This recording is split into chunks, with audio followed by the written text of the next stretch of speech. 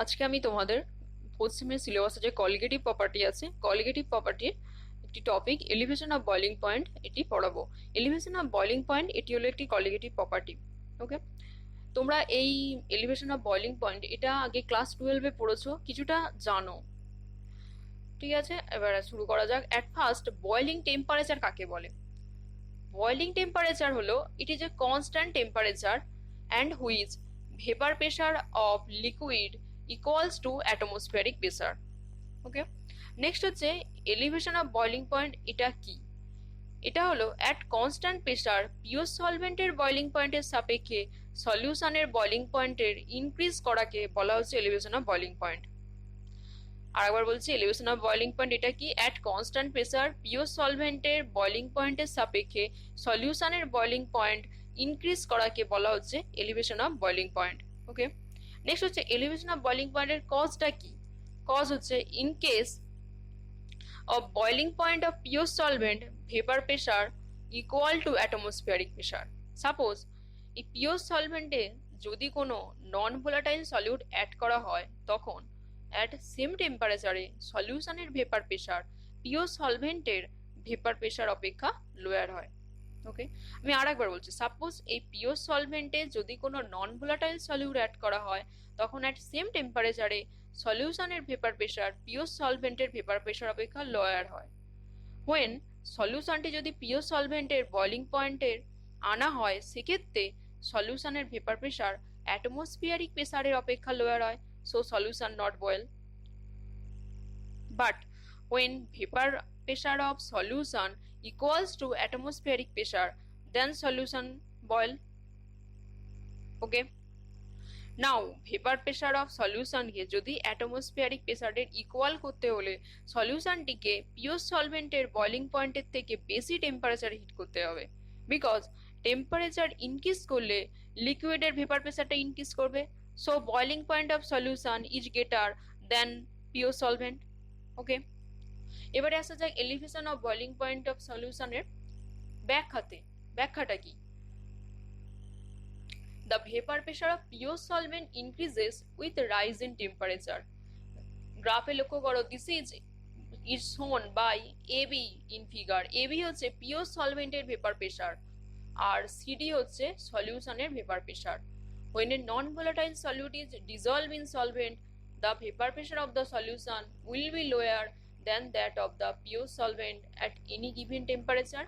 Here also the vapor pressure of the solution increases with the rise in temperature as shown by CD in the figure. তোমাদের আমি আগেই বলেছি AB গ্রাফটা হচ্ছে pure সলভেন্টের vapour pressure আর CD হচ্ছে সলিউশনের vapour pressure. Okay, let TB be the boiling temperature of the pure solvent. TB হচ্ছে boiling temperature of the pure solvent and so its vapour pressure equal to atmospheric pressure at this temperature.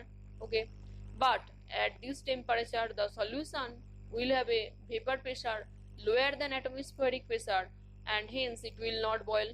সলিউশনের vapour pressure যদি lower atmospheric প্রেসারের থেকে, এটা boil হবে না সলিউশনটি।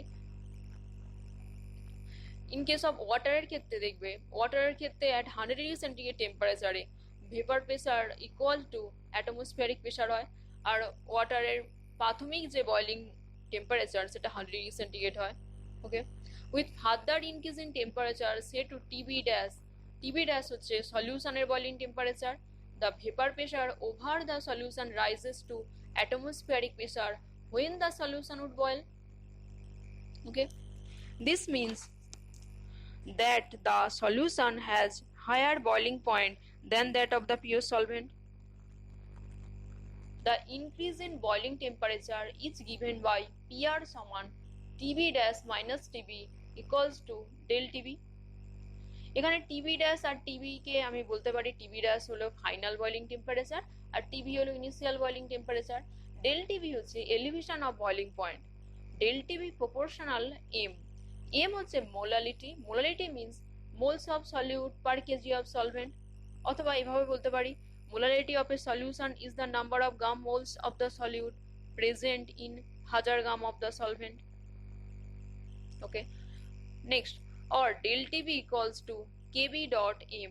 Here Kb is ebullioscopic constant or molar elevation of boiling point constant. Del TB equals to kb dot m.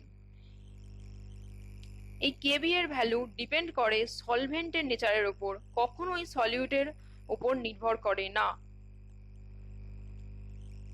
Okay, next হচ্ছে del TB equals to KB dot M. এখানে M molality equals to W B by M B by W A by 1000। Here W B gram of solute are dissolve in W A gram of solvent and M B হচ্ছে molecular weight of solvent. Total equation অর্থাৎ final equation হচ্ছে TB dash minus TB equals to KB dot W B into 1000 by W A into M B. এই ইকুয়েশনটি খুব important, প্রচুর problem আছে, তোমরা একটু লক্ষ্য রাখো।